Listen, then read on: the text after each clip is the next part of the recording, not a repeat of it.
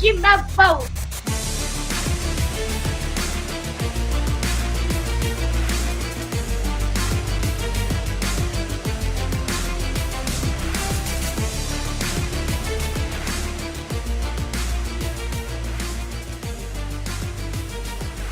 Court is in session with Ryan in Sacktown on If You Don't Like That.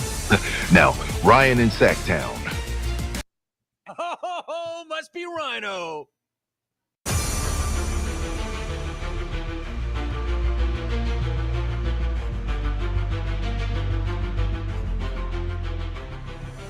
You're telling me there's a chance. So you're telling me there's a chance that the Kings can still make the playoffs? Yes, indeed. Happy Monday. Acknowledge me. Let me acknowledge all of you for getting through the weekend. The Kings season comes to a wraps, the regular season that is. Tristan, you know, we're going to institute something new here around the Kings Court for some people that like to joke around. You know, we've got habitual line crossers, and then, you know, Napes and I, we were having this talk the other night about when we were in elementary school and getting sent out of the classroom and that feeling of like, oh, do you know if they're going to call my parents or not? Am I going to the principal's office? How it's just like one of those feelings that you remember, like losing your wallet, right? That's a feeling that you never forget. Dropping your phone in water before they're waterproof. So sometimes some people just need a timeout. So Tristan, we're going to institute a penalty number box 12 around has here. 2 minutes for roughing, and then every player on the ice has a 10-minute misconduct. Florida will have a 2-minute power play. And I don't remember the last. You just might end up in the penalty box, y'all. So you don't want to get to the penalty box. Tristan, I'm going to give you a warning there, but the penalty box is a new thing here on the number Kings 12 Court. has 2 minutes for roughing, and then every player on the ice has a 10-minute misconduct. I won't Florida will send have a 2-minute everybody. power play. And I don't remember the last. I won't be that bad. I won't send everybody to the penalty box, but some of you might be going there. Stockton Kings play for a championship tonight. I hope all of you, I love all the Stockton love that's starting to come within the Sacramento fan base. Only, I don't know, a year and a half late. Come on. Been talking about that for a minute. If you were holding a under or an over-under ticket for the Kings season, I believe it was at 46.5 wins. 46.5 was the over-under. Let me know. I'm interested to see. Definitely an under. 40 and 42 on the season. The Kings practice today. We'll talk about it. Also, the Masters this last weekend. We'll talk about Rory McIlroy. My good, I was so nervous for that guy. As soon as he hit that ball into the bunker on 18, I'm like, here we go. I was sitting there watching it with my dad. And we're like looking at each other. Are you going to make this? It's an easy putt, right? No, it's an easy putt. No, but he ends up getting it in the end because like he had so many tournaments that he's choked. And like, if he would have choked that one away, which he didn't, credit to him. He is now a Grand Slam winner. He's won every every major in golf amongst rarefied air there. But if he would have choked that away, that is like one of those moments that you just can't, I don't know how you get over that. Anyways, it's Monday too, which means we are airing grievances. If you have any grievances to air, we will get to those as well. And we've got 2 days to digest this matchup between the Kings and the Mavericks. So we're not going to go heavy into the numbers today. I want to take today to kind of think about the season. Anything that sticks out to you, if you have any thoughts on the matchup, please call the show. We'll talk about it. And also give Stockton some love. This is the first time the Kings may win a championship. How about that? So full Monday for you. We'll get you out in time for the start of the Kings and the Osceola Magic. I almost made that trip, by the way. It's about that far from making that trip. Not going to share the full story on it, but almost happened. By the way, don't forget Napes. He is here tonight, open forum. So make sure you join him 8 o'clock tonight. Maybe he better be paying attention to that Stockton game. A lot of people might be talking about that. So, all right, I've kind of set the table. We'll go over the headlines here in a few minutes. Thanks for being here on a Monday. Let's get at it on the Kings Court.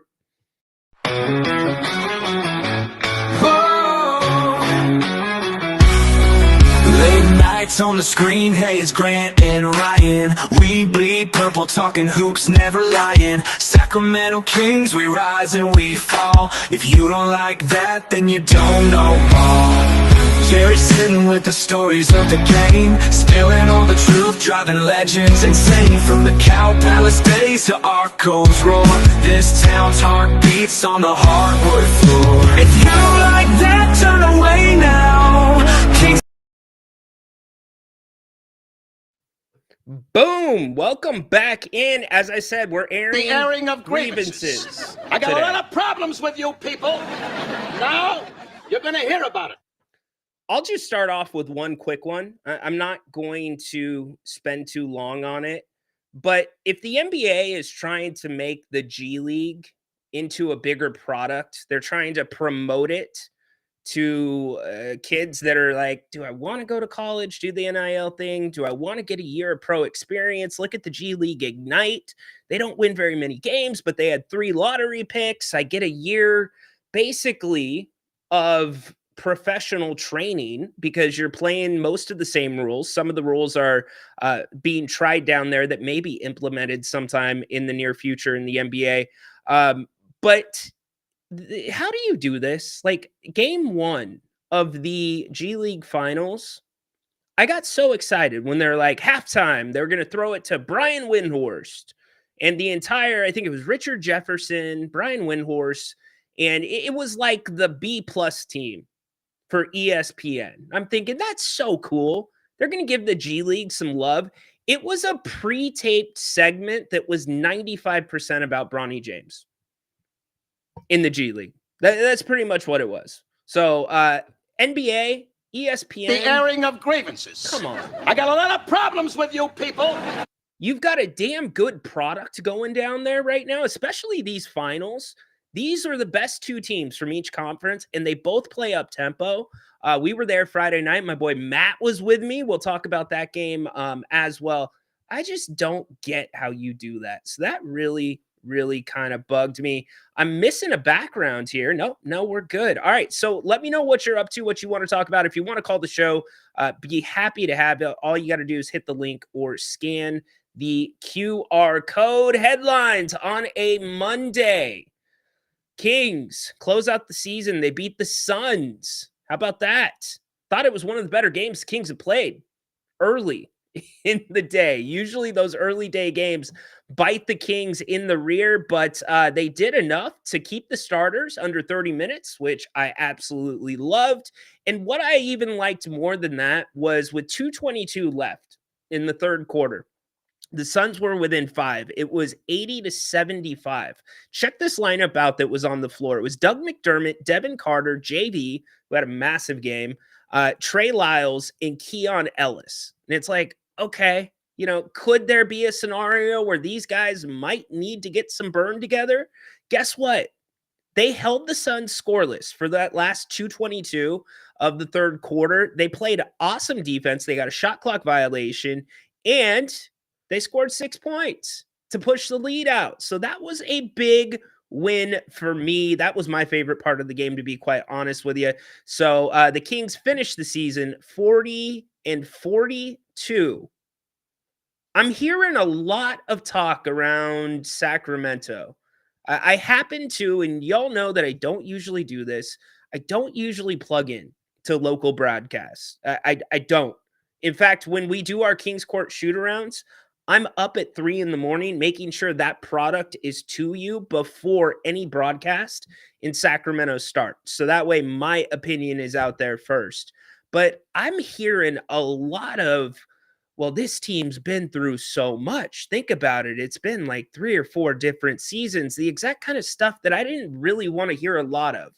And if you're hearing it from the media, you can only imagine what Vivek's probably hearing. Vivek, man, dude, 40 wins, fired a coach, traded an all-star. Like, and now we're separating Doug Christie's record at home from Mike Brown's. I just don't like it. I don't like it, but nonetheless, the Kings are in the play-in. They will host the Dallas Mavericks on Wednesday. Get some tickets. Go to the game. I don't know when they release the tickets. I'm happy for the fan base. You've been through a lot this year. You've been through a lot the last 3 years. So the fact that you get to host a play-in game, very cool. As we sit today, the Kings would have the 14th pick in the NBA draft, meaning bye-bye to the draft pick. It would be going and conveying to Atlanta tonight, as we already kind of hit on. Stockton Kings, 5 p.m. ESPN2. This one's been so good that they bumped it up from ESPNU to ESPN2. What a game on Friday night in Stockton. Incredible game in Stockton. And by the way, your guy IJ, he's on the way. Oh, no, you're not going to see that yet. We're going to save that. Isaac Jones, he traveled to Florida after yesterday. He's going to be playing for the Stockton Kings tonight, which is a big bump for them because Isaiah Crawford, excuse me, has not been playing very well at all. He's just been a little bit off. So to have IJ tonight, that makes a difference because Scal's the biggest player on the floor when he's out there. The Magic have a younger guy that's he is a knockoff, and I'm only doing a comparison to the body styles. He's shorter, but he's like a knockoff, a diet Chet Holmgren. Really skinny, can be pushed around. We saw it on Friday night. So you throw IJ into that mix, I'm thinking the Kings probably win tonight. In fact, I'm really thinking the Kings win tonight. I'll be so happy for them if they do. You guys know how much I have plugged into that program. I have invested a lot of time covering them, trying to really share a lot of these great stories that are going on down there. And for them to possibly win a G League championship, I would be thrilled for Gabriel Harris, Coach Crawford, even the guys on the floor. So anyways, we'll talk more about that when we got some video from Friday night that I will share with you. And by the way, hey, Terry Taylor, I know you're probably not watching this, but you're welcome. You are welcome, my friend. I'll explain that later in the show. You're welcome, TT. You might not be playing in tonight's game if it wasn't for me. Being dead serious, too. Anyway, and I'm kind of joking around, too. TT, you probably wouldn't have done it, TT, but you know what I'm saying. So, anyways, the NBA playoffs, they are set. There's your Western Conference. And that's how it all ended. Crazy. So a lot of us thought that Oklahoma City would be up there at the top. They are. The Lakers out of nowhere for the 3 seed. Golden State 7. No way that Memphis beats Golden State in Golden State. This is the perfect path for the Kings, but I do have some concerns about the Kings getting through the Mavericks because of the size differences, and the Mavericks didn't want to play a home game, in my opinion. With everything that's happened, how dejected their fan base is, they're happy to be on the road.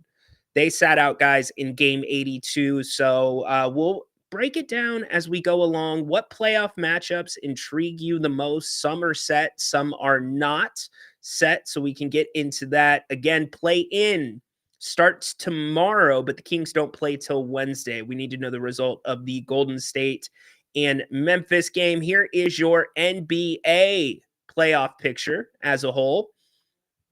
Anything jump off the page to you? Anything worth calling about? Let me know. Who's your favorite in the East? A lot of people not showing Cleveland a lot of love. Think that Cleveland is on the downhill side of things. We will see. And Domantas Sabonis leads the league in rebounding again. How about that? Good job. Oh, why don't we just slip this in here too? The Suns fire Mike Budenholzer. Now, when Taylor Jenkins got fired, Kings fans were like, oh, we got to go get Taylor Jenkins. Taylor's going to be ours, right? No, he's not going to come here unless Vivek pays him twice as much as any other NBA team. And then what happens? Michael Malone gets fired. And it's like, oh, well, do you think Vivek could make up with Michael Malone? Maybe he could come back if we get rid of the owner. Yeah, Michael Malone's not coming to Sacramento. Now, Budenholzer, that's a different deal. I could see Budenholzer ending up in Sacramento. Another championship coach gets fired. He is just a couple of years removed from winning a championship in Milwaukee, and he gets canned in Phoenix. Yeah, Mike Budenholzer is the problem in Phoenix. That's terrible. Yeah, that's the problem. It's not a problem that you're 160 million plus into the luxury tax and you can't make the play in. It's the coach. Has nothing to do with the misbalance, the horrible management of that roster, and just reckless spending. Nothing to do with that. Nothing to do with injuries, because Phoenix didn't have any of the problems that they had this year before Mike Budenholzer took over. What a joke. So you saw the writing on the wall. What we're starting to see is owners are more and more willing to fire coaches, which is kind of crazy to me. They're willing to eat that money. Rory McIlroy wins the Masters. We hit that at the top as well. Did you watch the Masters this weekend? What was your favorite moment from the Masters? I think mine was still from Thursday, but you tell me yours. Hello, friends. Hello, friends. Hello, friends. Hello, friends. Hello, friends. Hello, friends. Hello, friends. Welcome to this tradition unlike any other. It's a Monday. It's about you. Get up in here. A lot of good coaches on the market. Okay, I don't disagree. I think DeMar is gone no matter what happens or what Vivek thinks. I don't disagree with that either. Pacers are a sleeper. They played well late in the season. Good job by you. Here comes Dennis. First take of the day. What do we get? We won a play-in last year and got the 13th pick. Yes, you did. Kenny, what's up, dude? Do you think the Kings could have turned the season around? The Wolves. Wait, turn the season around. The Wolves were an 8th, 9th seed. Yeah, but you know why they were an 8th, 9th seed? Because Julius Randle and Anthony Edwards were still trying to figure it out together. I think that's why they were an 8-9 seed. Now they're starting to click. You're getting a little bit better play from DiVincenzo. But yeah, I don't think the Kings could have turned it around like the Wolves did. No. And the Wolves, by the way, had a really easy record coming home. Really easy. Let's see. Derek, 2.5% chance the Kings keep the pick. Well, we've seen a 0.0001% chance that the Kings will lose a game late in the fourth per the ESPN win predictor. And they lost. So I don't know, 2.5. It's a lot more. Kings favored by 5 points. I don't see a line yet, and I've got that up right now with ESPN. Interesting. You're talking about the Stockton Kings. Paul, what's up, dude? That game just right yesterday. It was. I agree with you 100%. What we talked about on the pregame show, and almost because in the first quarter, Domas kind of went down, right? Took it wasn't even a weird step either. He just took a hard step, and it's on that ankle that's been bugging him. And you're like, oh no, here we go. An injury. Can't have another one, but he was fine. He kept powering through. Domas and his son Tiger lighting the beam yesterday. I thought that was pretty cool. Jonas is playing really good basketball. That's why Doug Christie is going to have to find a way to keep him on the floor. You just do, or at least play him more than 6, 7, 8, 9 minutes, especially against Dallas. Dallas got a lot of bigs. We'll go over their last game as well. Love seeing TD get some run. Yeah, he looked like a G Leaguer out there. Peter, Rhino, going to tonight's game in Osceola. Sounds like trouble. Cranton, Miami, 3 hours away, spring break. Yeah, it just didn't work out. The tickets would have been waiting too. It didn't work out. We tried though. And thank you to everybody that was a part of that process. Really appreciate it. I want to be there for him, man. Like I've covered it up until this point, and I strongly feel in my gut they win tonight. I do. It's just you got, so you know how we talked about Dexter Dennis on Friday, and I said he's going to have a massive game for the Kings to win. Dude stepped on the floor. First off, he had a really good first half. He stepped on the floor in the third quarter and never came off. That's how good Dexter was on Friday night. He was incredible. So I know Gafford has been playing. Not sure about Lively. Yeah, we'll look back at who they played against Toronto. Gives you a better idea. All three of them did get some run, though. So Jacob, how you feeling about the Mavs? Have their big back for the matchup. I feel good about it. I mean, I don't put a ton. Well, if you want to look into the whole Sabonis thing coming into this year, AD had never beat him, and then that's been flipped on its head. I think the matchup is good so long as the Kings play at a Zach LaVine pace. If the Kings slow it down to a DeMar DeRozan pace, that's where they're going to be in trouble. And I thought yesterday the pace was really good. To me, that was more of a Zach LaVine pace. Dude, I started the penalty box because of people like you. Haunted Horse. Just kidding. Hope you're having a good one, buddy. Adam, if you're sleeping between Shayna Fahala, Adam, are you trying to get put into the penalty box? Come on, bro. By the way, WWE Raw in Sacramento tonight. Anybody going? I am not going because I'm going to be watching the basketball game. Kazi, what's up, dude? Hey, sounds like Vivek's going to really be having himself a field day with all these coaches on the market.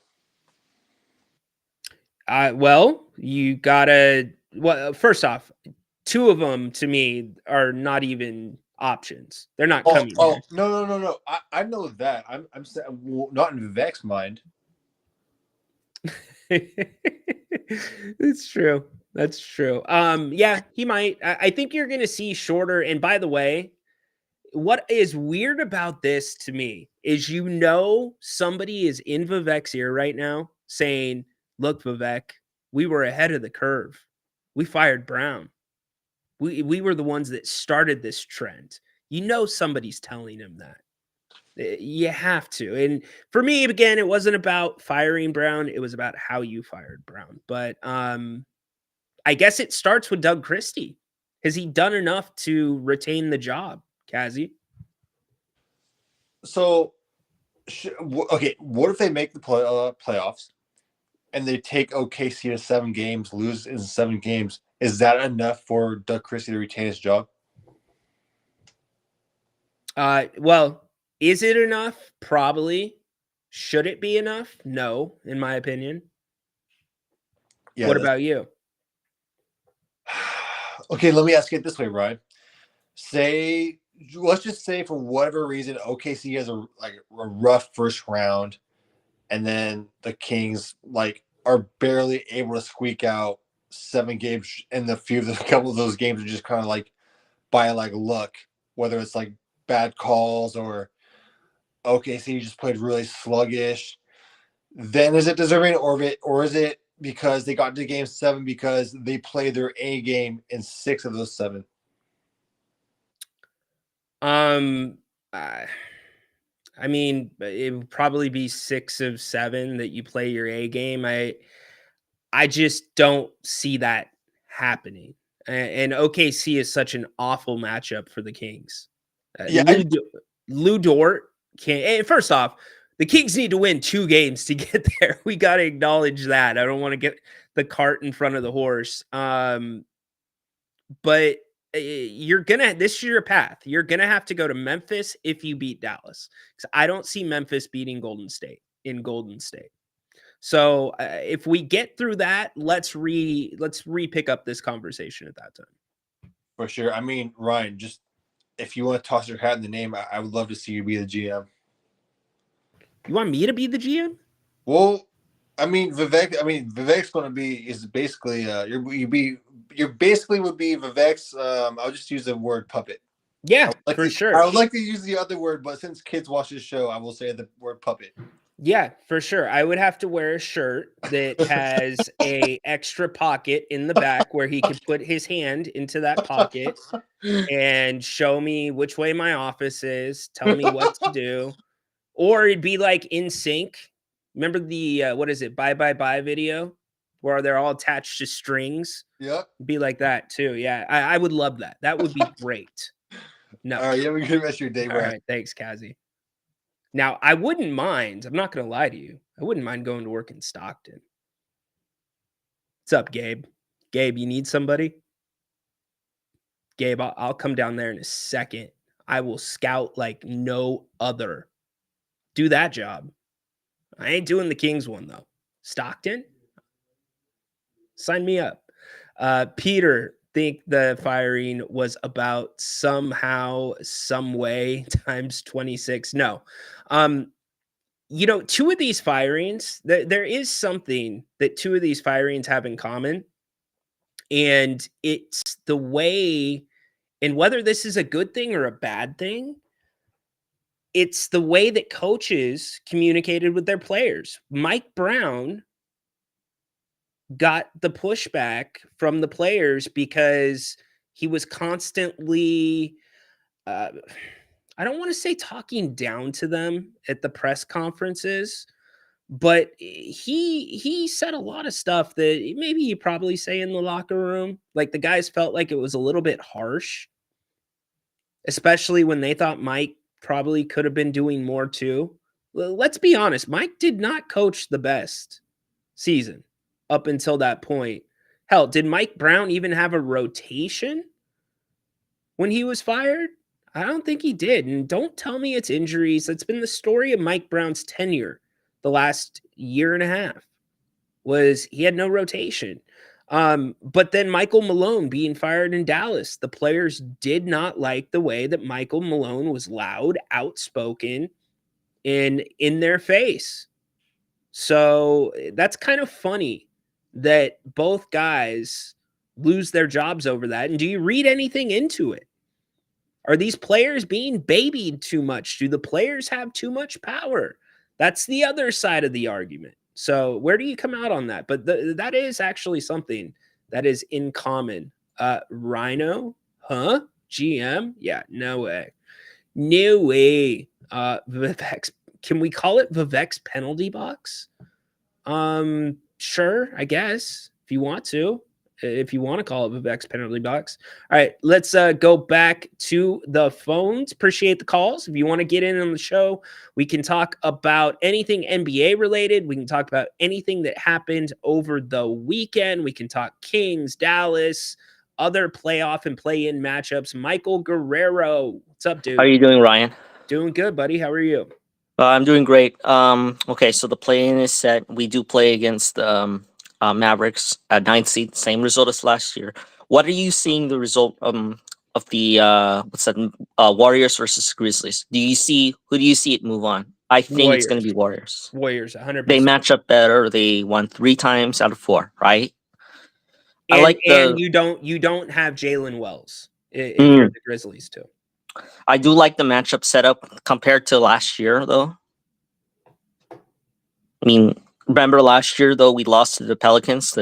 I was hoping last year we would face the Lakers. Remember that? Yep, I do remember that. And then, what are you seeing the Thunder? My gosh, 68 wins. That's their best season. The Thunder are legit, and Just good. I don't buy into they don't have enough experience. They got bounced out of the playoffs early last year. It's the Mavericks. SGA is just playing on a different level. They are so incredibly deep and they play defense. Everybody forgets about the defense part. They are one of the best defensive teams in the NBA. So the Thunder, put them in the NBA Finals right now. I don't see it. Well, the only team that I think could beat the Thunder is the Lakers. As crazy as that sounds, that's the only team that I think matchup have trouble. The Lakers match up pretty well not with them. So much the matchup. It's just the Luka, LeBron. They've been there before. Playoff basketball is different. They know. And that's what makes Golden State so scary. Usually Jimmy Butler's season doesn't start until right now. So it's going to be fun to watch. Yeah, remember the Miami shown what a play-in team can do 2 years ago. They went from an 8 seed, losing to the Bulls in the first game, to the finals. Yep. I mean, how things can change so quick. No doubt. So what are your expectations? Do you think the Kings win on Wednesday and then go to Memphis, win, lose? What do you think? I think the Kings, they match up well against the Mavericks. I know DeRozan and Levine found the Mavericks' weakness. What's the Mavericks' weakness? No Kyrie Irving? Mid-range. They killed them with mid-range. Grant said. Okay. All right. I think they have a better chance this year than last year, honestly. For the matchup, if we play the Grizzlies, I think we do have a chance. We'll see. But Michael, doesn't it kind of concern you that if the mid-range is the strength and the secret sauce to beating the Mavericks, that also usually means the Kings are playing a slower game where the ball's not moving as much? Probably. It can be a bit concerning. I mean, we'll have to see what happens. I mean, what I do hope is the game to be called right. You know, refs need to be good in those play-in games because that's a decision of the playoff. They have to be good. Yep, no doubt. No doubt. That's why they grade them out, and only the best move on to ref these ones. So yeah, we will see. All right, buddy. Thanks for the call. Appreciate you too, Ryan. Good job, Michael. Have a great day. You too, buddy.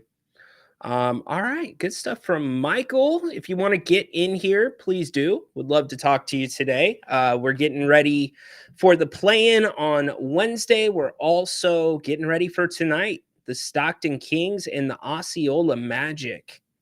It's kind of trippy watching Mac McClung play in person because he's just so unassuming. I mean, he's built pretty well, but you would not think that dude's jumping over cars. Like there's nothing about him that makes you think like freaky athlete. But when the ball gets thrown up in the air, he balls. Dude is a good basketball player. Kings were having trouble with him all night long. It's kind of this matchup. And Jalen Slauson, by the way, who was a King last year, Stockton King, he was getting really scrappy in game 2 in Stockton on Friday night. There was a lot of talking going back and forth on each side. And I think shutting him up is a little bit of a key, because if you can hold McClung in check to a degree, you're not going to hold him completely in check. He led all scorers with 34 points, but that's okay as long as you don't let the other guys on Osceola beat you. Friday night, first off, great having Matt with me at the game.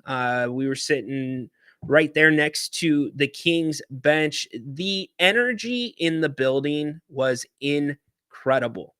It was a sellout for Stockton. Now, that doesn't mean the entire arena was full, but what they consider a sellout, it was completely sold out, and it was rocking. I mean, rocking. Third quarter, though. Third quarter is when things really turned around for Sacramento. Dexter Dennis, who I said was going to be a key, just had himself a game. And then Scal, out of nowhere, drops a hammer on the Magic. Where's my video? Give me my video.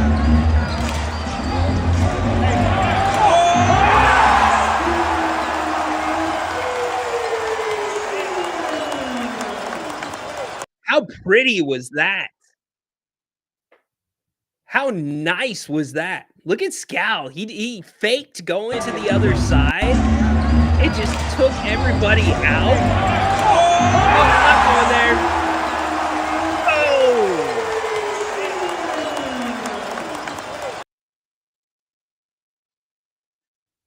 So anyways, it starts getting really chippy in the third quarter, as I was saying.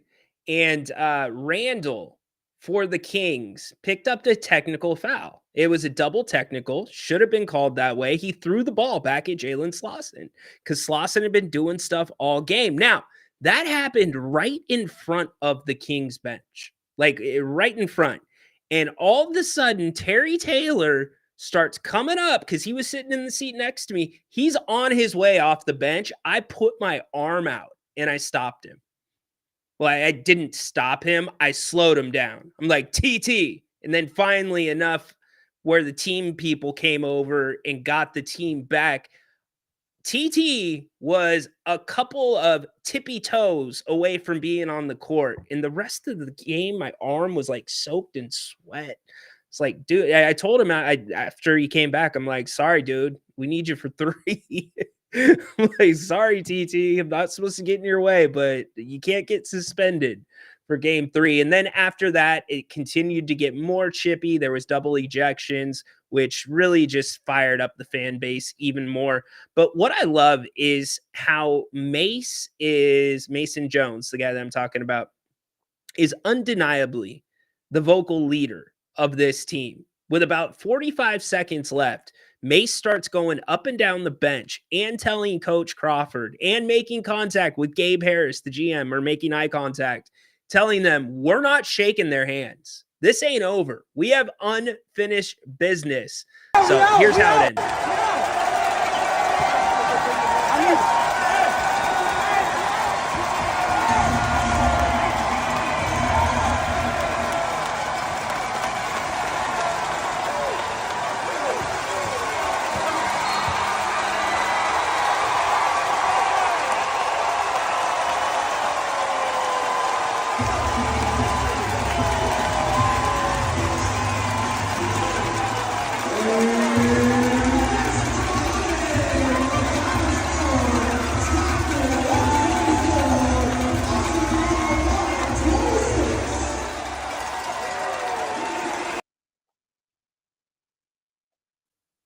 So that's where we get to tonight. Both teams on equal rest. Both teams 144, 126, by the way. Equal travel. You know, Lisa, I don't know how many years Scal has been down there. Here's what I do know. This Stockton program is not nearly as good if Scal does not really how do I put this? I think Scal sacrificed. He realized he could have a home here on this team and be one of the guys on the team. He was never going to be the guy, but there was nothing that you could do to be successful without Scal buying into a role on this Stockton team. Scal's still a baller. Scal does what he does. He demands respect. That dude's played in the NBA. But Scal also is not out there to dominate the ball like a lot of these guys do in the G League.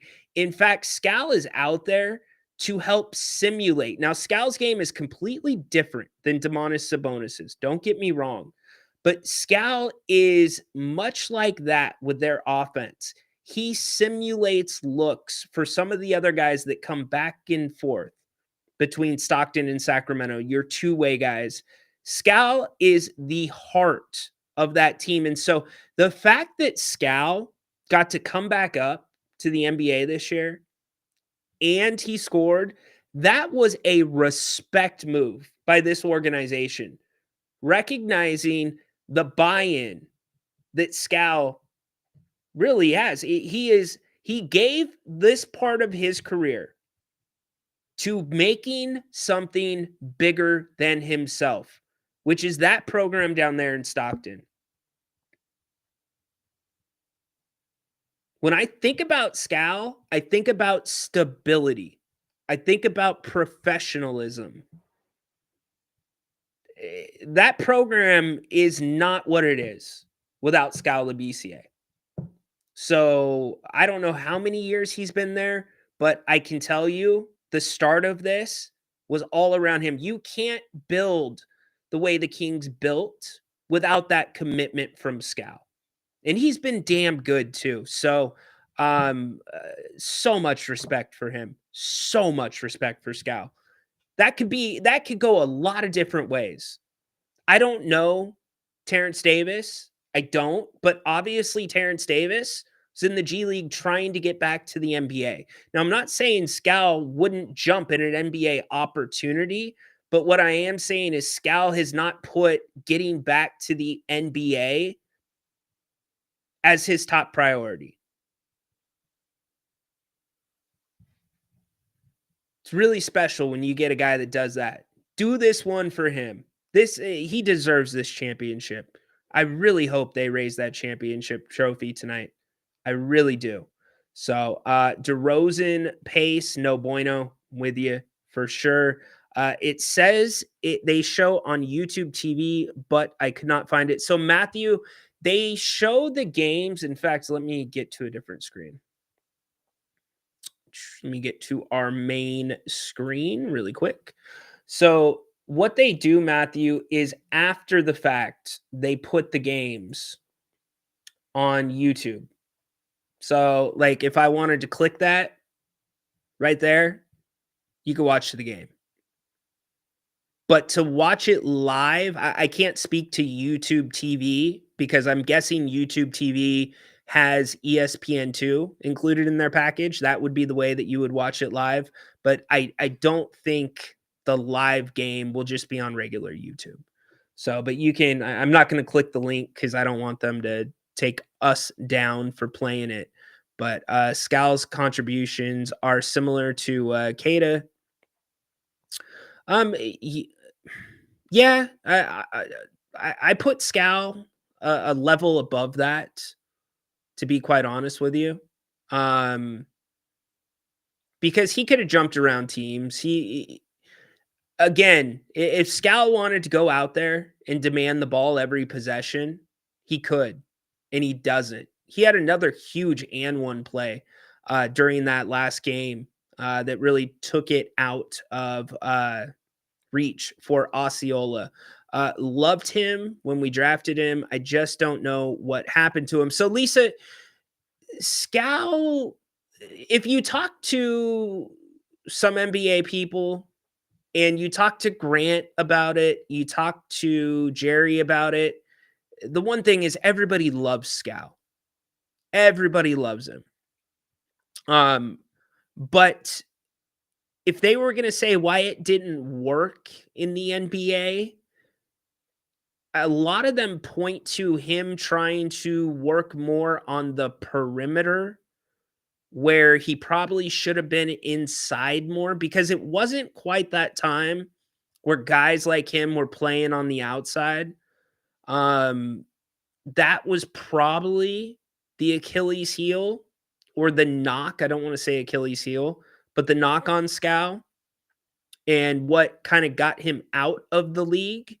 But dude is just like, to listen to him on the bench, his love for this team, his love for the game of basketball still, like, this is a tight group. This is a different group. This is a take no bleep group. And it's just so fun. They're connected. For as unconnected as your Sacramento Kings can feel sometimes, it's the complete opposite with this team. It's the complete opposite with this front office. It's the complete opposite across the board with that organization. And I know they're under the same umbrella as the Kings, but really what it boils down to is Vivek's eyes aren't focused down there. He ain't worried about that.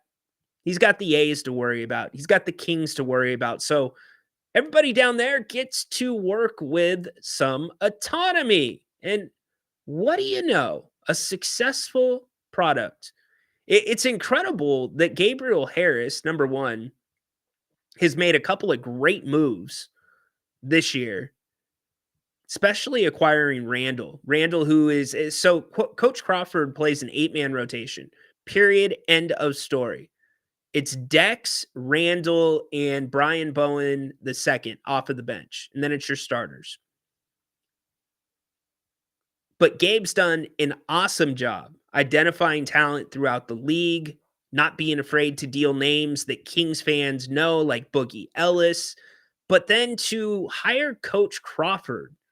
This team last year lost in the Western Conference Finals, and they were coached by Lindsey Harding, who was the G League Coach of the Year.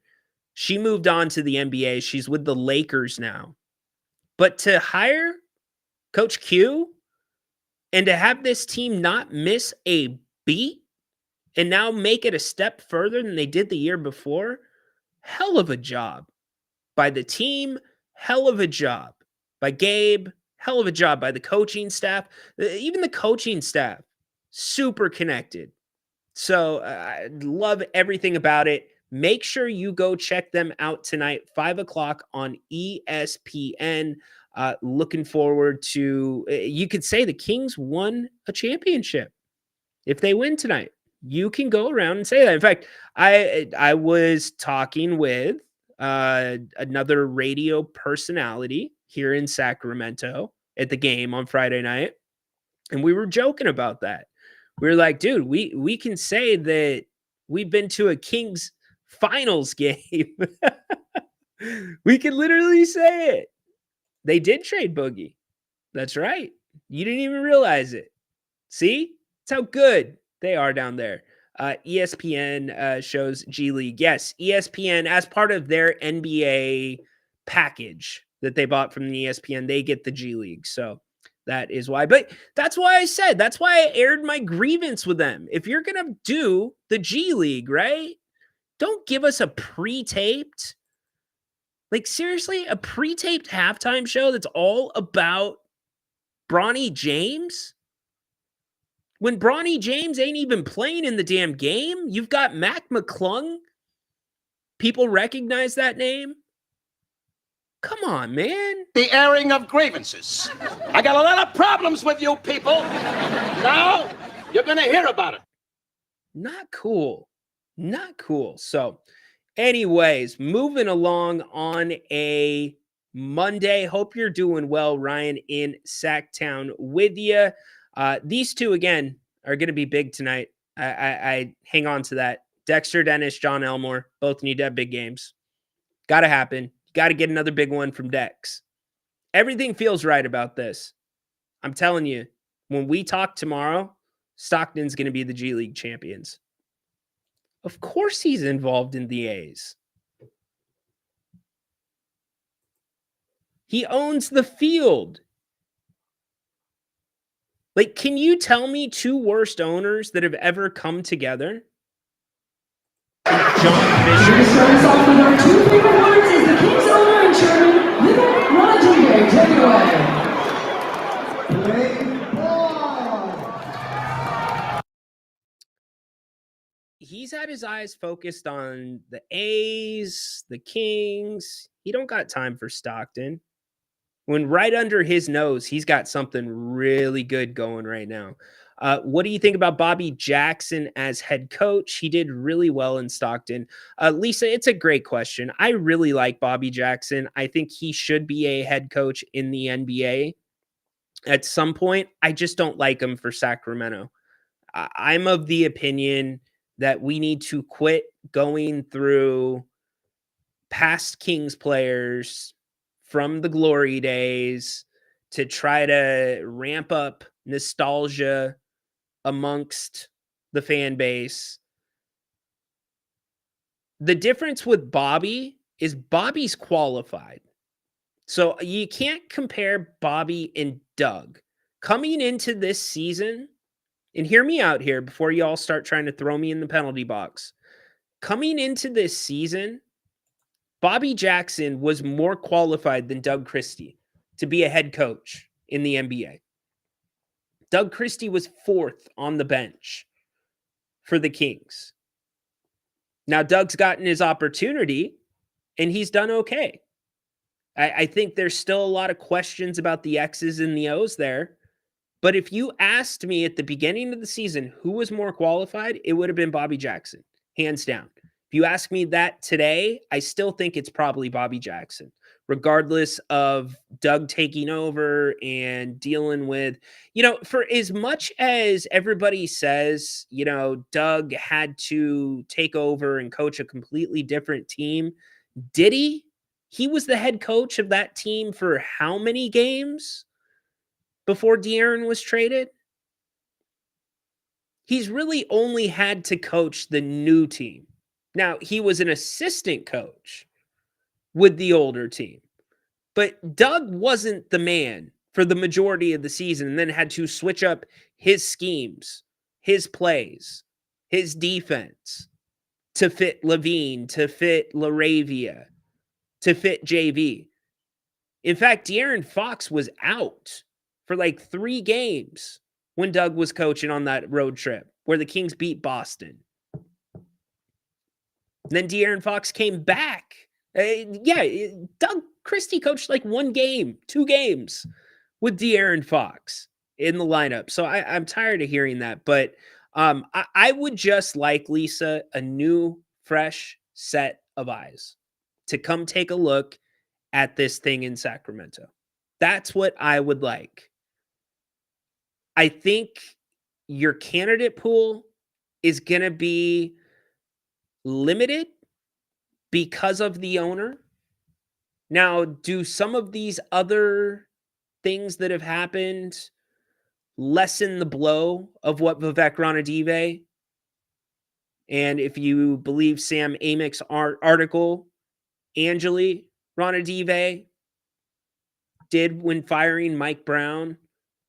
Maybe. But what doesn't change is those other organizations, the Suns, the Nuggets, the Grizzlies, they did it professionally.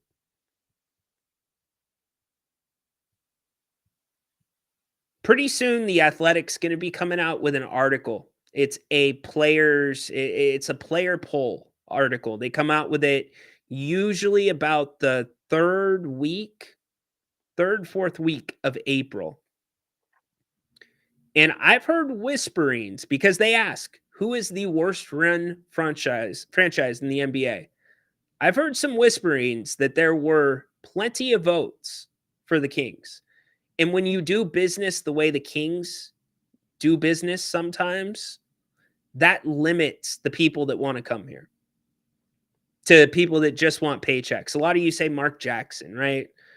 I don't know where I stand with Mark Jackson. I did not like how his time was split between different things. I don't think his mind was completely on basketball when coaching the Warriors, because he had other things in the fire. But I would ideally like a younger upstart kind of coach and GM to come in and rethink how the Kings run this thing basketball wise. Maybe somebody that's willing to stand up to Vivek Ranadive, or at the very least, somebody called and said this last week, and I thought it was a great point. If you know Vivek's game, make sure it's somebody that knows how to play the game too. You got to fight fire with fire. So can you play that game with Vivek and play it effectively? We'll see. We will see. But the Kings still have basketball to play this season, which kicks off again on Wednesday. Stockton tonight. Tay asking, can Klay Thompson, Najee Marshall, and Dante Exum give the Kings some trouble with the hustle and scrappy plays? Absolutely. It's a great point. I would mark Klay out of the hustle and scrappy, but Klay from beyond the three-point line coming off of a hustle play made by one of those two, sure. No doubt about it. By the way, the Kings did have practice today. We're going to hear from Doug Christie in just a second. Uh-oh. It's Dennis. What's up, dude? Yeah, I had to call in. I had to take you out of whatever rant you were on, because I don't understand the rant, Rhino, because these head coaches are getting fired left and right. Right. So you're telling me now we're a dysfunctional fan base because we did it first? I'm telling you you're dysfunctional because of the way that you did it. What? All these coaches have 3 years. All these coaches get 3 years contracts, and then they get fired one season into the contract, Rhino. Dennis, Rhino, you have to separate. I understand you. Can I make my point? Yes. These coaches that are getting fired, they've won championships, Rhino. Okay. So what's your point? That it's a bigger deal? That they got fired? Obviously. They won a championship. Who fires a championship coach? I mean, I understand that, they haven't won a championship since last year or the year before, but they won one.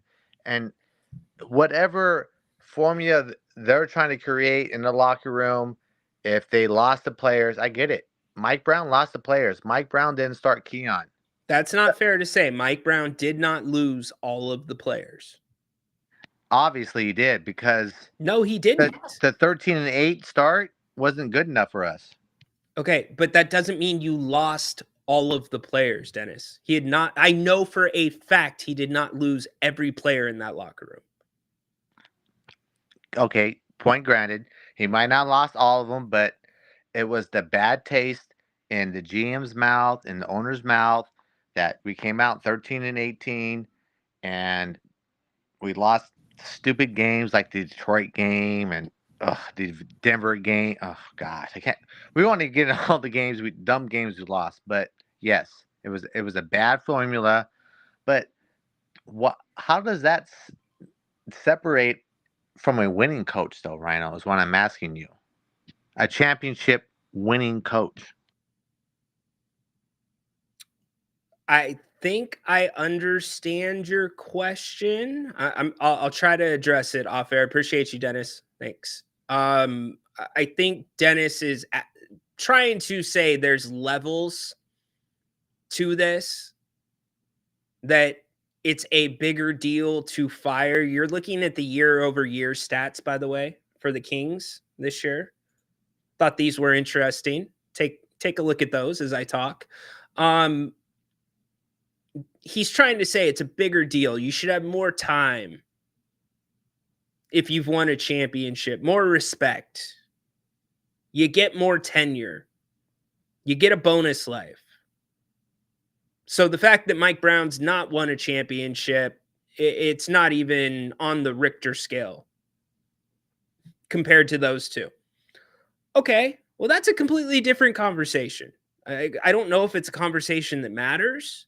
The conversation that I was trying to have and explain was it's not that Mike Brown was fired. I agree with Dennis. The team was underachieving. I thought Mike Brown dug his heels in a little bit deeper than he should have. I thought Mike Brown was a little too candid with the media this year. As my phone starts ringing. Yes, that's my ringtone. The NBA on NBC for my basketball contacts. Anyways, Mike Brown made his mistakes, okay? His firing is justified.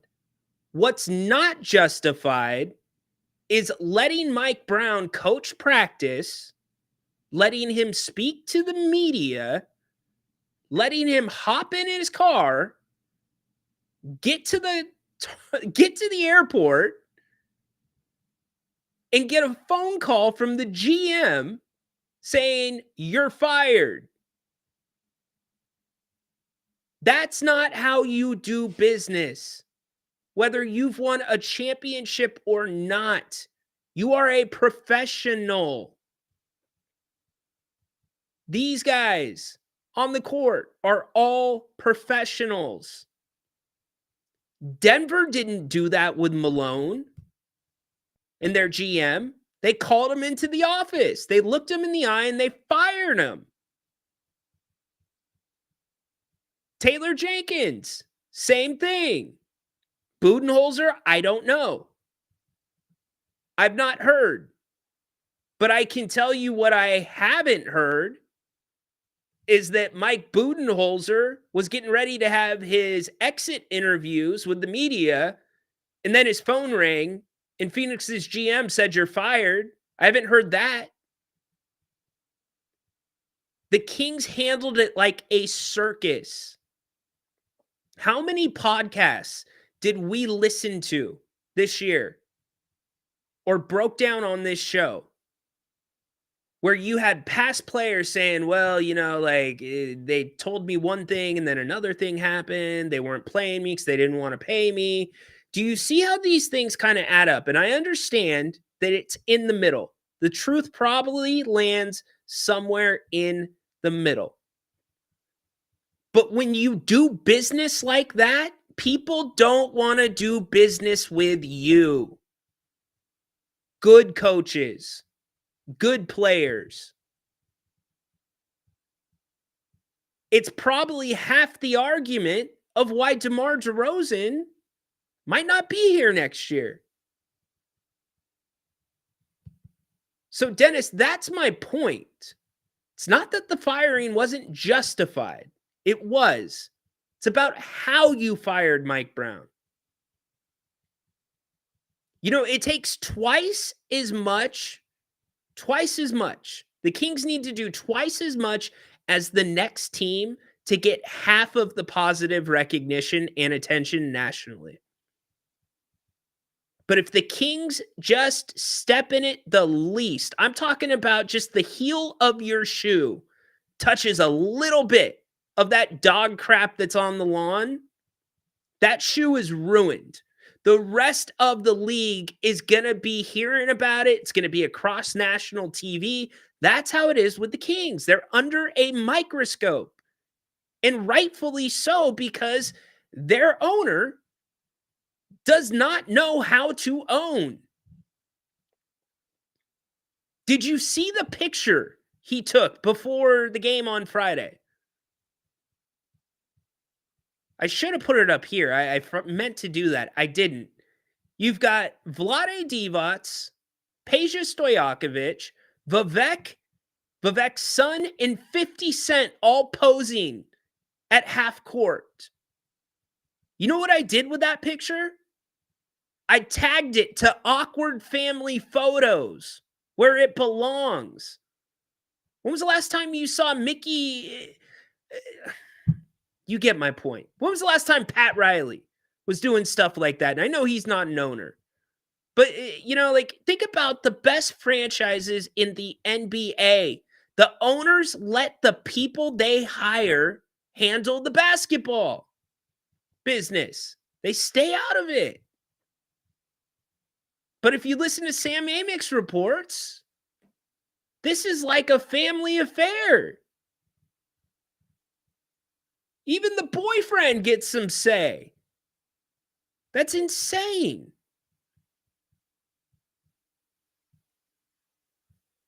So, Dennis, if you don't like clowns, let me ask you this. I do not like clowns, by the way. Real talk. I don't like clowns. They freak me out. But if you don't like clowns, why in the hell would you go to the circus?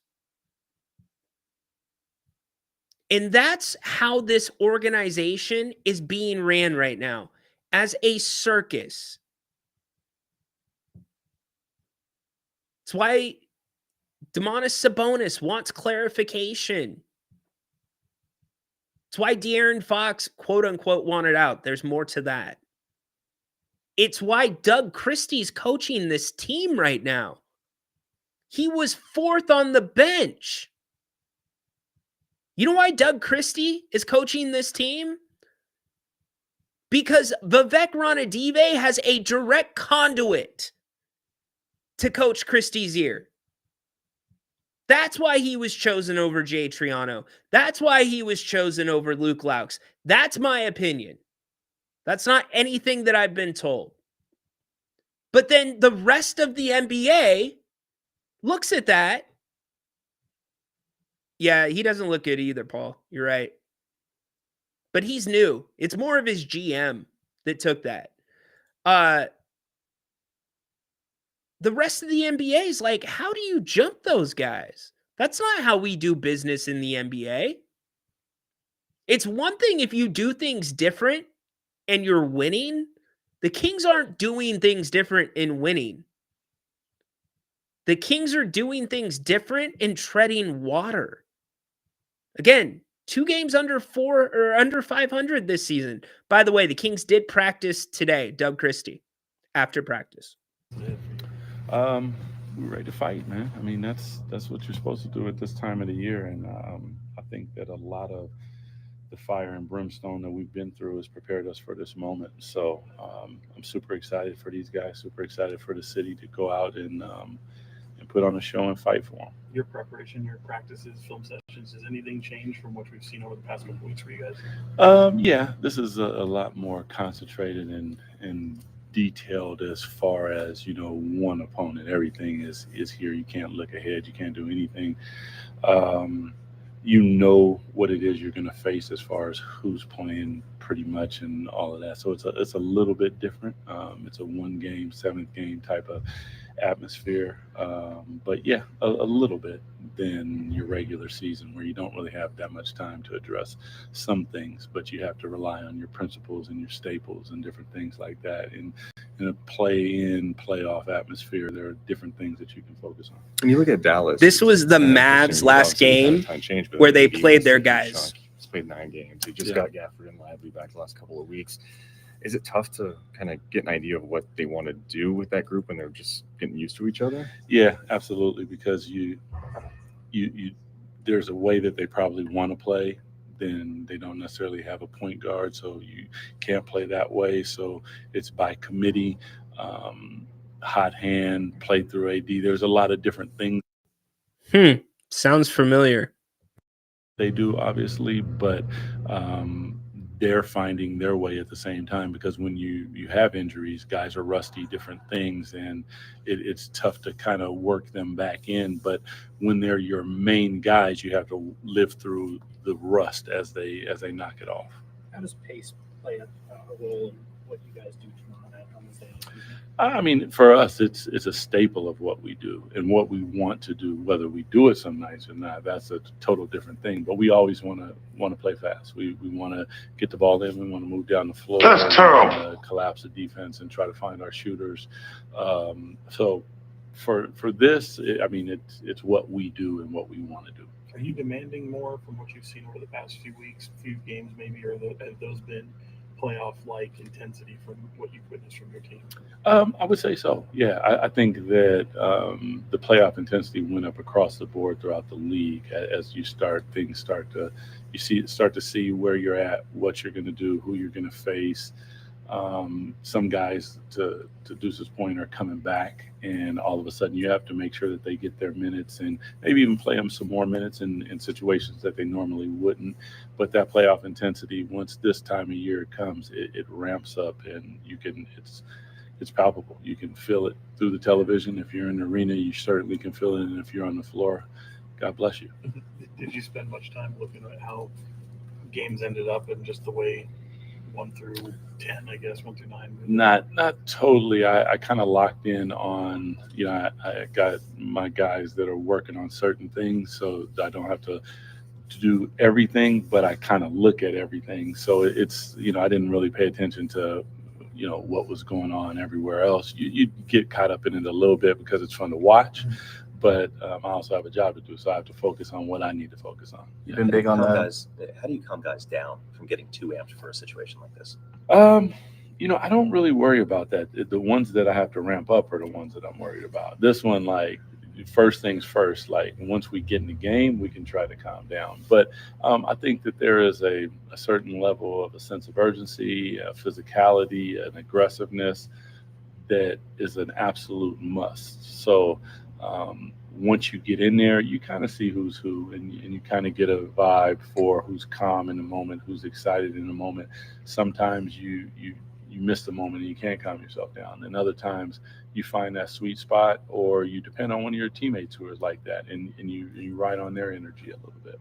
You mentioned the faceless opponent a lot as how you guys prepare. Does that change at all when you head into like a postseason matchup like this? Oh yeah, opponent has a face, but when we look in the mirror, we need to always see ourselves, because until we are really definitive on who we are on a night-to-night basis, and we understand it even without me having to coach that part of it, meaning that they do it automatically, and then the coaching part is just kind of shifting and adding nuances to it. Until we get there, we always have to look at ourselves. I feel like physicality kind of goes up a notch in the playoffs. How do you guys get your guys into that? I mean, you're going into a fight. If you're not physical, you're going to get knocked the hell out. So that's really it. I mean, most of our guys have been there before, so you don't really have to explain it. For those that have not been, you don't know it's hot until you touch it. So you got to go in and feel it. And when you do, you'll understand. And that's why it's super important for us to get to these spots. It's not where we. It's why it's super important to get guys involved, in my opinion, early in the game. You've got to get Keegan some touches. You've got to get Keon some touches. Doesn't mean they got to get shots. You got to let them touch the ball. And some of those guys that have been there before, they're going to be fine. But I worry about a guy like DeMar DeRozan, right? There's a fine line between DeMar playing really, really well and a fine line between DeMar taking over the game. And when he takes over the game, sometimes the game stalls. And so for me, it's how do you find the perfect mix of those two? One thing that I'm not worried about is Valanciunas. I'm more worried about what's Doug's rotation going to be. And I do think it's fair that we need to preface yesterday's performance with the fact that Phoenix really did not have a lot of bigs. Plumlee, okay. By the way, Plumlee, isn't it incredible?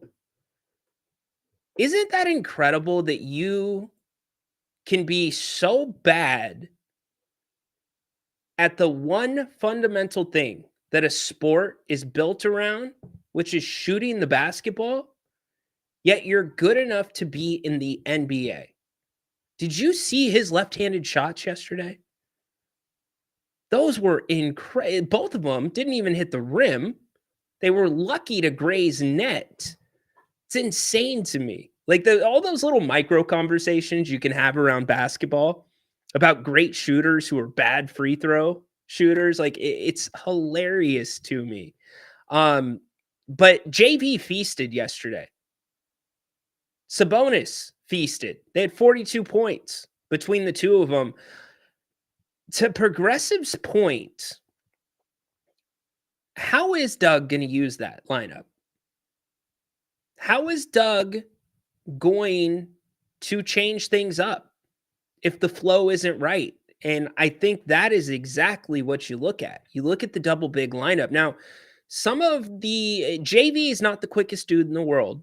We know that. So there's going to be spots where it's Trey Lyles that's getting those minutes.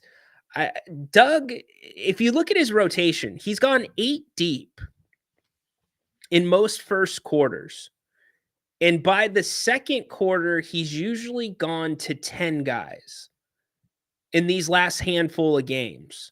You've got to think that cuts down a little bit, especially a guy like an Isaac Jones. I don't expect Isaac to get a ton of minutes, but conversely, I could see a scenario because of the athleticism that Dallas has on the front line where you might need to pull that lever and play Isaac a little bit. I've asked this question for weeks now, and it was the title of a show last week. Is Doug Christie playing chess or checkers? Because when he has played the double big lineup together, first off, they haven't spent a ton of time on the floor together, nor do they need to. They understand each other's games. They've trained together. They've practiced together, not with the Kings. I'm talking about outside of the Kings. You could put those two on any court in the world, and it would be like picking up, like they had just played a game together the night before.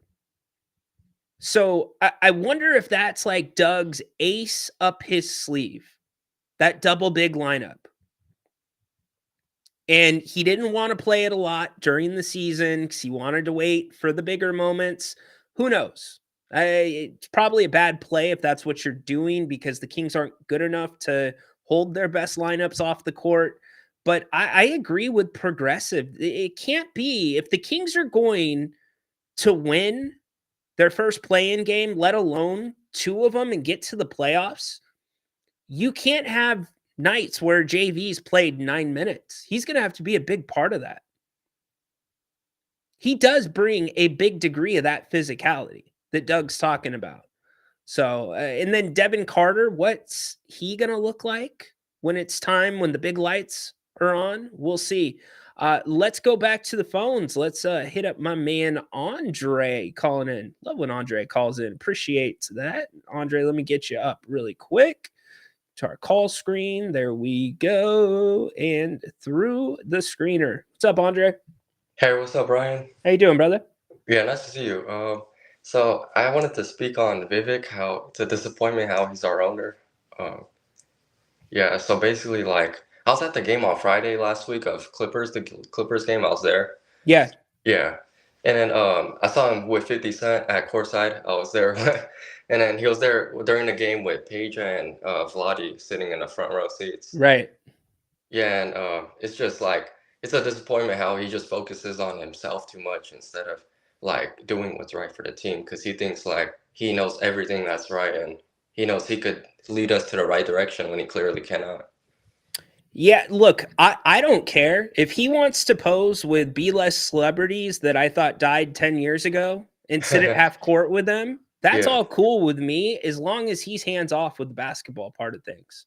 Do Yeah, what I you want. agree. Go enjoy the games, but do not be sitting there and having the big decision-making power when it comes to personnel. Like, that's why you hire a GM. That's why you hire a coach. Let those guys do those things. I mean, somebody put in Yeah. the chat, Andre, Dolan from New York. Oh yeah, James Dolan. Yeah, James he had Dolan, issues with New York, but Look, James Dolan, so he is widely regarded as a bad owner, right? And then yeah. 10, 12 years ago, what's he do? He brings in Phil Jackson to this advisor role, and he's over involved, right? Yeah. But now what has he done? He's taken a step back. And by the way, New York was a place where guys like the Stars did not want to go play. There's a reason LeBron had never ended up there. But now, since he's taken a step back, guys want to go to New York. And guess what, Andre? New York's having success. Yeah, they found their way finally, and management's not a like issue to them. Right. Yeah. Bingo. So what's the reaction? People were putting this in the chat since you were at the game. Does Vivek get booed, or is there much of a reaction to him when he's walking around?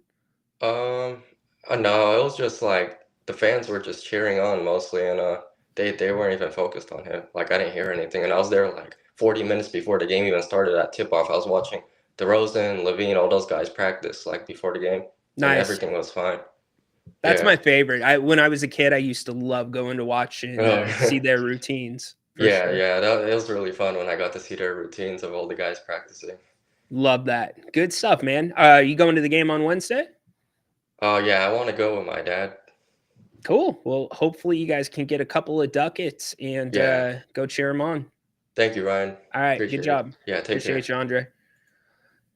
It's that easy. It's not that scary to call the show. All you got to do, hit the QR code. We'd love to have you in like Andre. It does make you feel some sort of way when you see Vivek with all these people sitting courtside. I actually don't care. Do it all day. Just if that's what it's going to take, hell, just rope off courtside. Just rope it off. Vivek can have 50 Cent. He can have Ja Rule. Who else could he have? Mark McGuire. Maybe Baroyd will show up to a game. Just rope off the entire front row for Vivek and his group of friends. If that's what it takes to get him to stay the hell away from basketball operations. Rope it off. I will hand make the rope, Vivek. Whatever I need to do, my man. Please. 6 years ago, Dolan was the worst owner. See, and Patrick, he's a Knicks fan. He's in New York. Patrick, how did the temperature change when Dolan went hands off?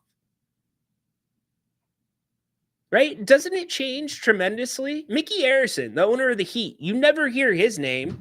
And there's a reason that franchise is always successful. There's a reason that Pat Riley's that dude. Pat Riley's that dude to where you don't ever... Yeah, who else should be courtside with Vivek? Let's do this. Vanilla Ice, he can have a seat. Give Vanilla Ice a seat for sure.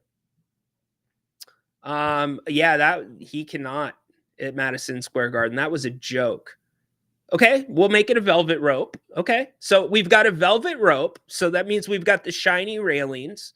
Now, is this a tuxedo event? Do you have to be in a tux to sit courtside with Vivek?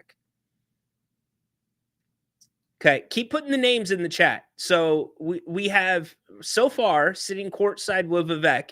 If we rope off, so remember, in order to get Vivek to go hands off with basketball operations, we're going to give up that whole first Kings row for people that he can sit with and just live it up. And there's so many people down there, his attention, his head will be spinning. He won't even think about basketball anymore. Elvis will bring him back to life. Elvis can have a seat down there. E40 would probably not want to come. Remember, he got kicked out of the was it playoff or play-in game? MC Hammer, good nomination. All right, we're starting to run out of seats. We've only got about 20 more. Will Smith's kind of still an A-lister, though. He's above Vivek's level. Clooney, he's above Vivek's level. Come on, we need better ones than that. We need better ones than that. I don't even know how to say that name, Peter. And no politics, by the way. We're not putting political figures on Kings Row with Vivek. How about Hulk Hogan? Hulk Hogan, you get a seat with Vivek Ranadive. Tupac and Biggie? John Fisher, yes, right next to him, 100%. John Fisher, definitely right next to him. Anybody else? We're looking for people to sit with Vivek courtside. Yeah, I know. I saw that. Yeah, I know who it is. I'm not putting it up. No, but you know what? What you got to do, because Brad already sits courtside for a lot of games, Brad gets a suite now. We don't want Brad anywhere near this group. How about Vince McMahon? Throw Mr. McMahon in there. I would put Mr. McMahon on there. C-Web, yep, put C-Web there. Pamela Anderson, okay. You know what? Winning. Keep them coming. I agree with Charlie Sheen. What about Jerry Jones? Do you think Jared can have a seat with Vivek? Jerry Jones? I like Jerry Jones. Charlie Sheen, can you come to the game? Shut up. Stop. Move forward. Oh, he doesn't want to. Charlie, you know you want to be at that game. I'm sorry. Winning. Okay. Starting to get the concept now? Yeah, Charlie will be there. We got an RSVP. Little Bow Wow, all the littles. Oh, 50 Cent and Ja Rule. They might get in a fight. Yeah. What would they be? Like, if you put 50 Cent and Ja Rule into a UFC cage, are they like ultra featherweights? I mean, they're like tiny. Haunted Horse. Give Horse a ticket. Nope, Napes is too good for that group. Napes ain't sitting with that group. Haunted Horse, though, put him next to Vivek. Absolutely. Nah, Mike Tyson's too cool. Drake, no doubt about it. No doubt about it. Drake is in the house. We've got like 5 seats left. Like, this would take up Vivek's entire season. Like, to hang out with all these people, he would forget the basketball game was going on. Arnold? You think Arnold? Okay. The band Cake. Okay. How about Nickelback? Does Nickelback not want any? Oh, I know what singers should come. You know what? Give these two a couple seats next to Vivek. Taste the biscuit. Taste the goodness of the biscuit. Give them a couple seats. Taste the butter spread. Give them a couple seats. She can perform at halftime. De'Aaron Fox. Carrot Top. Yes. Carrot Top. For sure. Now, will Carrot Top be wearing makeup or not? That's the only thing. Because when he wears makeup, he kind of starts to look like a little bit of a clown. Vivek's fired up. Listen to this. He's like, play ball. Legendary, take it away. Play ball. He is getting excited. Fred Durst. Eminem's too popular. Eminem's too popular. This is a heck of a King's Row, by the way. Man, this is a freaking slobber knocker of a King's Row that we're coming up with. Look at this. Catherine Bell. I don't know who Catherine Bell is. With makeup, okay. Tom Cruise. I like that one. Tom Cruise. He's got something to sell. He'll be there. Tom Cruise. All right. Man, this is Travolta not? Oh, yes, for sure.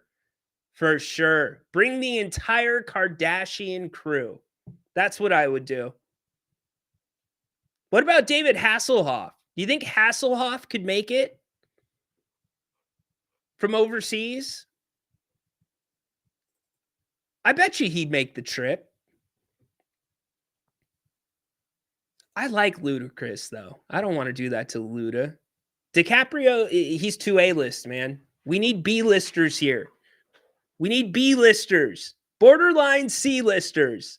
Yeah, but, okay, Cruise is an A-lister, but Cruise is also a little out there. So it's a perfect match. How about the maid from the Brady Bunch? Okay. Well, hey, you know what? Somebody spills some popcorn. Somebody has a reversal. I guess it'd be good to have a maid there.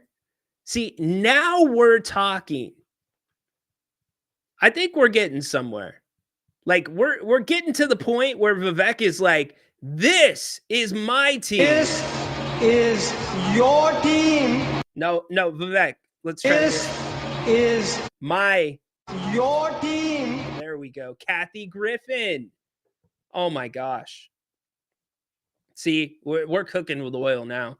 I think we have pretty much filled up King's Row 1. I think we have pretty well, not if Charlie Sheen's going to be there. Not if Charlie Sheen's going to be there. You got to be careful about that. Is Burt Reynolds still alive? Is he still with us? Kevin James? Is he on a Segway? Does he come as Paul Dart or Blart, whatever it is? Huh. Dude, we're making some progress now. I think Hasselhoff for sure has to be there. Now, is there any old wrestlers that we're missing? Prince Harry and Meghan Markle? No, they're too good. Too good. They're too good. Dolly Parton. I could see Dolly Parton there. Yeah. Dolly Parton, for sure. RuPaul? Sure, why not? RuPaul, join the club. Man, I can just see them all. They're sitting back, cracking up, cackling. They're having a great time, Kings Row 1. And here's what happens.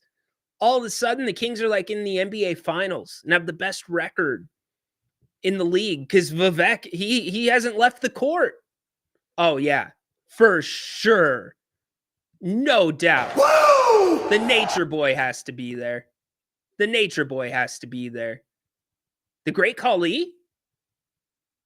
The problem with the Great Khali is you're paying big money to sit down that low. And if you're a KR2 ticket holder, then you're not going to be able to see over the Great Khali when he stands up. And also, is he going to bring Rajang Singh with him, his manager? That's 2 seats, not 1. I guess the manager could sit on his lap. I don't know. Now we're getting, we're getting into the weeds, I guess. Junkyard Dog? Is Haystacks Calhoun still alive? Could we get Haystacks Calhoun there with Vivek? Dude, I'm telling you, Conor McGregor. Nah, he's too cool. Seriously though, like now you've got your halftime entertainment too. To get your butter spread all on me. There we go. I don't like the way it mixes with my mac and cheese. We are set, man. Look, Vivek will not. He'll forget he's at a basketball game. This is amazing. Why did we not think about this earlier? I'm putting all of us in the penalty box. Florida, number 12, has 2 minutes for roughing, and then every player on the ice has a 10-minute misconduct. Florida will have a 2-minute power play. And I don't remember the last. That's all we need. Can we start a GoFundMe to fly some of these B-listers out to Sacramento and get them a meeting with Vivek Ranadive? Let's do it. I'll start the GoFundMe. Oh, damn. That's terrible. That's terrible. Haystacks passed away. Too bad. Yeah, what's going on with George Lopez's hair? I saw him on some commercial or something. His hair is getting a little bit out of hand. Not going to lie. Bubba the Love Sponge, can he come?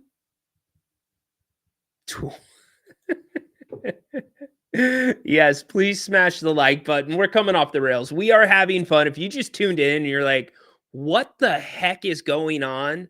We were talking about the Kings owner, Vivek Ranadive, and his, what about the entire crew, or not the crew? How about the cast of Dawson's Creek? Okay, so if you had to go one show, are you going OC or are you going Dawson's Creek? Which way are you going there? If you had to choose one or the other. Charles is too good for that group. Too good for that group. We're talking about Vivek. We had a caller call in and mention that it was weird to see Vivek's awkward family photo with everybody sitting courtside with him, which included Peja, 50 Cent, Vivek's son, Vlade. And we're thinking, how do we get Vivek distracted from basketball? And then it came to me. We fill up Kings Row 1 with B-list celebrities, and we do it every single night. Vivek will forget he's at a basketball game. He will have no idea. He won't care. He'll be chopping it up with the Nature Boy, right? Woo! You'll have Vince McMahon in his ear. Vivek, when you fire coaches, it's got to be, you're fired. You know, like, this is perfect. And then Vivek, you know what he'll do? He'll be like, guys, you know what's even better than this basketball thing? Guess what? I've also got this baseball thing going on. Let's go play ball. Play ball. Before you know it, we'll have a good GM. Before you know it, we will have an awesome coach. Players will want to come to Sacramento. And this thing's completely turned around. Like, completely turned around. All the while, you got Vivek and his crew walking around. We're better than you, and we know it. We're better than you, and we know it. I mean, we could fill up the entire building. I'm telling you, we might be onto something. We might be burning this Vivek problem down right now. I think we're burning it down. All right. Anyways. Oh my goodness. Kid and Play. They're still coming in. My goodness, we are still getting recommendations. Hey, thanks for being here. We're being goofy, but that's what we do sometimes here on the Kings Court. Nothing goofy about what's going on tonight for your Stockton Kings. Isaac Jones, if you didn't know, is making the trip. He will be in Osceola. That game tips in about an hour and 25 minutes. It's win or go home. 48 minutes for a G League title. Stockton on Friday night won 144, 126. Definitely one of the more exciting games.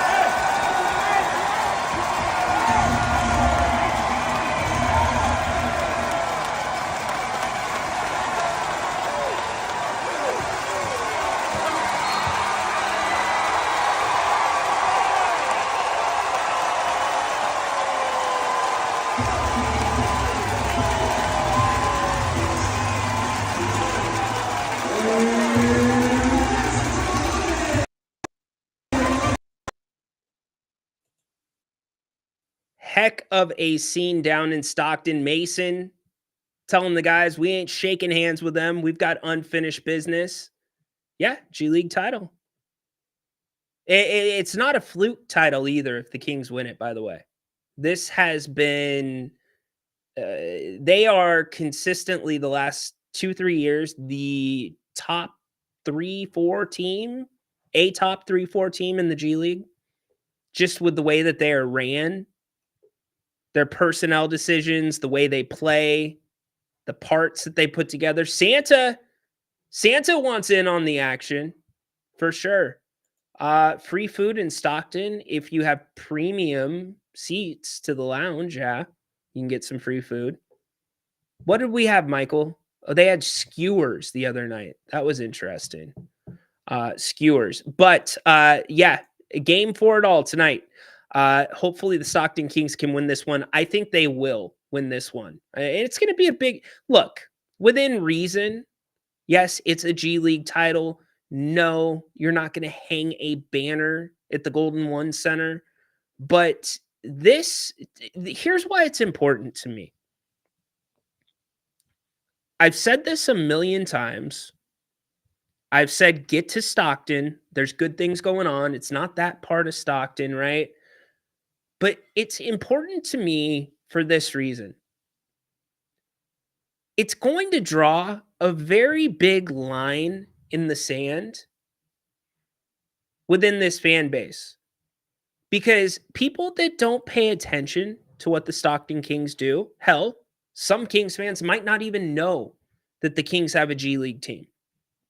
Sorry, don't leave progressive. I didn't mean to say that. Heck, or Athena doesn't like when I say that. Heck, some fans don't know that the Kings have a G League team.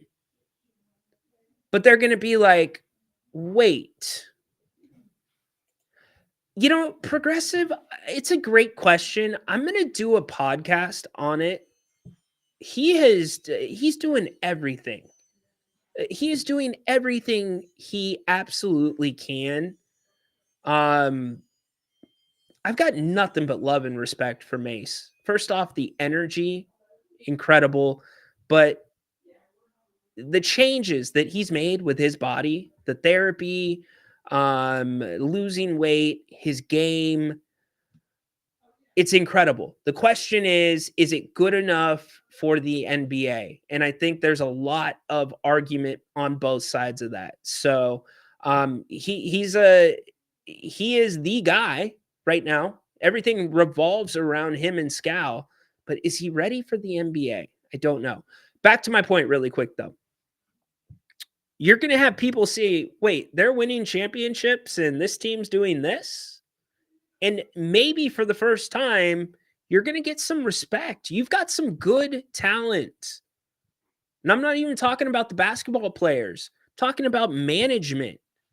You've got some good homegrown management. Gabriel Harris, the GM, not a dumb guy. Stanford guy, by the way. He's played the game. He's done a great job down there. Quentin Crawford, same thing. He's had some NBA experience as an assistant coach. Just saying, there's some talent. There is some talent, and they've done a great job. They deserve to get this one tonight. So I am very much pulling for them. And look, it's not that I am a fan of the team. I'm a basketball fan in general. I am a fan of the people down in Stockton with this team, running this team, playing for this team. So that's why I want it for them. Doug Christie earlier today after practice.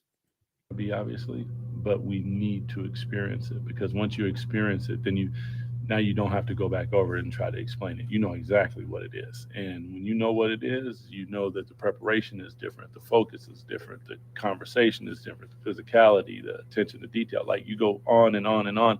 Everything that is playoff worthy, you have to have all those things in spades. It's a must. Is that what kind of keeps you, excuse me, these next two days of preparation? Is that kind of what maybe keeps you up, or your biggest challenge as you kind of navigate getting these guys ready? Is that experience versus maybe the guys that aren't there yet?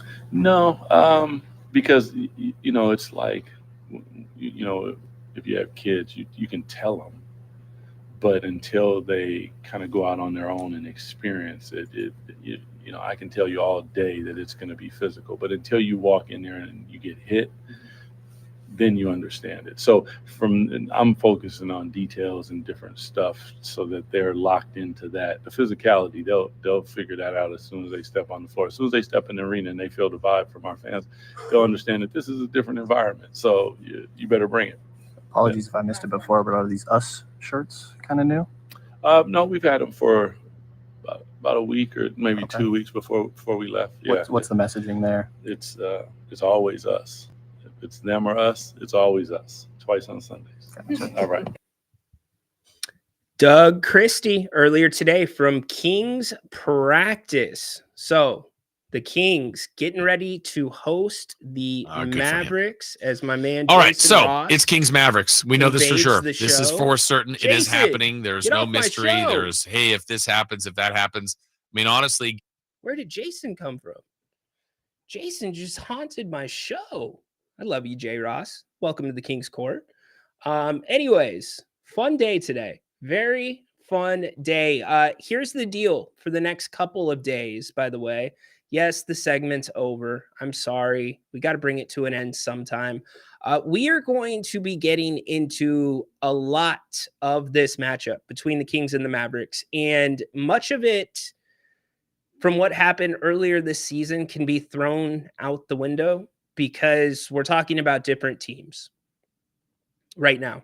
We're talking about two rosters that are much different, rosters that have turned over or have players that are hurt. So we really only have kind of 2 games to go through. I've already started watching some of those games, and we can get into those as the week goes along. But we are going to be diving in big time to what's it going to take for this team to win. We'll dive into individual matchups. We will dive into the X factors, what we think is going to happen. And we are going to have this covered wall to wall by Wednesday, which on Wednesday we will also do, by the way, we will do a preview on Wednesday. We'll do our roundtable with Jerry and Grant before this one starts. So it is going to be a full week. So today was a lot more fun, joking around, kind of getting a feel of the landscape of the play-in and the playoffs. Tomorrow we dive into basketball. So this is the place where we get into some of the analytics. We get into the deeper basketball conversations.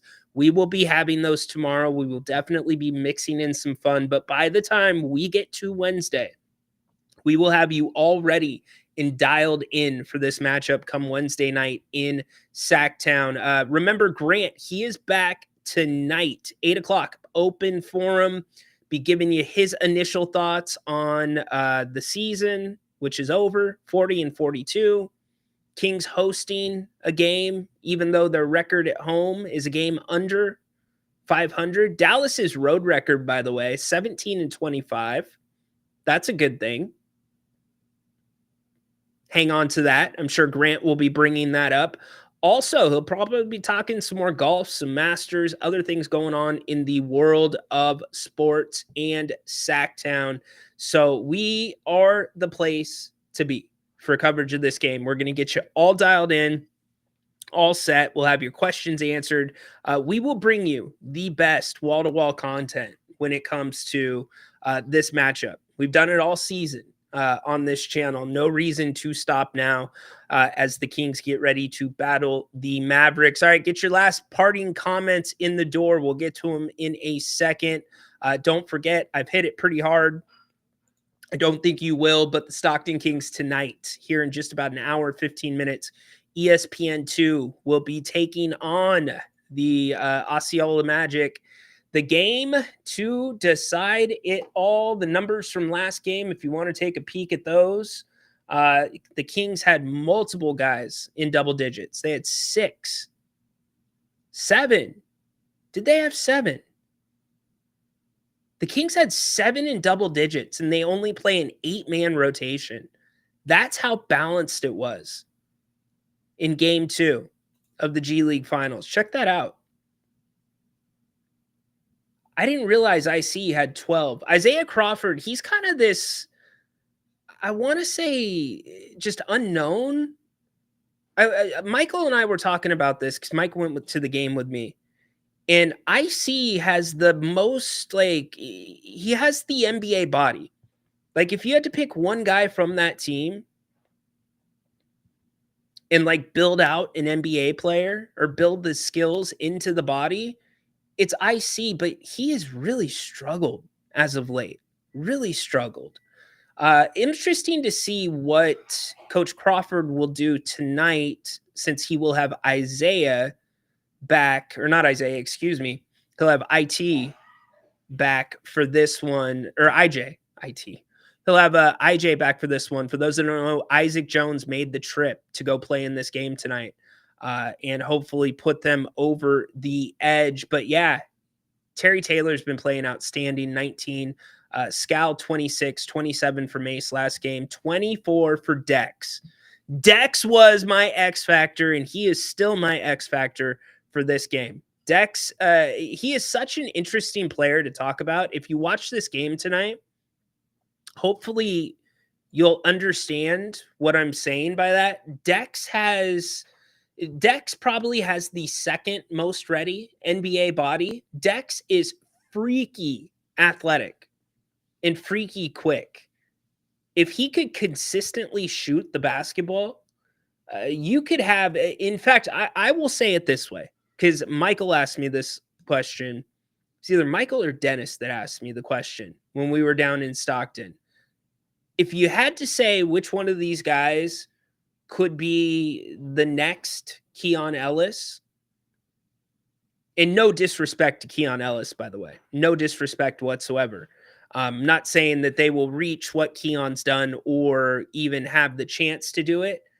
Dex is the one that I'm looking at. What number is he? He's number 17, I think. No, what number is Dex? Why do I not know that?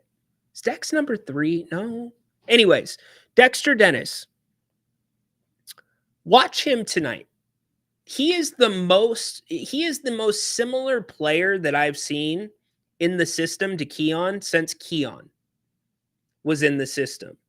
So he, to me, is a guy that might be able, I would be shocked if they retain Dex. I would be surprised if Dex isn't under consideration for number 99. No, it's not number 99. I wanted to say 17 because he reminds me of Kessler Edwards. Dexter Dennis number. What is it? Now it's going to haunt me for not remembering. He's going to make fun of me for not remembering too. Let's see. Dex's number is, he is 7. I think he is 17. No, he's number 9. That's right. Dex is number 9. Okay. So watch for number 9 tonight. He athletically, defensively, the way he plays the game is the closest to Keon that I have seen down there. So Keon Murray, no. So anyways, all right. Yeah, I'll make it up to Sacramento next year. No, he won't. Scal will not make it up to Sacramento. I think he got that big respect by coming up this year. Scal's NBA days are probably behind him, and he bought into, he sacrificed part of his game to build something within this team, to be that rock vet that this team in Stockton needed to build around, that needed to have, not only with his size, but his experience and just the mentorship with some of the younger guys. And Mace is well on his way too. Mace has been incredible. When you watch Mason play tonight, the guy is just an energizer bunny, and he's been able to hold up. So this team, if a Stockton Kings team is going to win a championship, it should be this one. So we will see. An Osceola, by the way, it's not that intimidating of a place to play. It's actually kind of lame, if you ask me. So I expect Stockton to come out and play well. These guys are going to be confident, really confident, and they are connected. Very much so. So looking forward to that one. That's coming up for you in about an hour. That's what I am going to be doing. I will probably do some type of audio thing, or if Stockton does win, I might hop on with Grant and talk about it a little bit more. But if nothing else, I'll do a Spaces after the game for that one. So, all right, it's been a fun day. Go enjoy the G League finals and enjoy the rest of your Monday, this nice, warm spring weather. Thanks for spending it here with us on the Kings Court. We're back tomorrow, 2 p.m. Make sure you're with us. We'll be talking about Stockton. And like I said, we will be definitely getting into, it's the Osceola Magic. They are led by Mac McClung. Mac McClung. Thumper, no yeet? Why no yeet? Because the show's ending? You know, we could have kept that celebrity segment going for a minute. We'd be on the air till Grant starts his show at 8 o'clock. So anyways, join him back at 8. I appreciate all of you. Thanks for being here. Hopefully that lady singing about the sauce and her chicken wings and all that, hopefully we don't get tagged by YouTube for that one, but she has to be the halftime performance when Vivek has all his friends out there. It's Orlando's G League team, the Osceola Magic. Mac McClung, you know, guy dunking over cars. Yeah, that guy. He's a good basketball player. He wants to be known as more than a dunker. You'll see. He plays good. He's a good player. Jalen Slauson, to me, will probably be the X factor for them tonight. Osceola, but we'll see. It's only an hour away. Hope you have a great rest of the day. And remember, we are diving deep into the Kings and Mavericks starting tomorrow. And who knows, maybe we'll reopen the discussion on Vivek's full Kings row. Maybe there's still a couple spots left, maybe some standing room available on Vivek's Kings row. We can probably get back into that as well. But Grant tonight, 8 o'clock, join them. Enjoy the first chance the Stockton Kings have to win a championship. First championship here in Sacktown. That would be crazy. Love to see it. But that means we're out. Go Kings. Light the beam. Stay healthy. Get your tickets for Wednesday. Enjoy the game tonight. Macho Man, how was today's show? The cream of the crop. Nobody does it better. Appreciate that, Macho. Look at that. All right. We're out of here. Court's dismissed.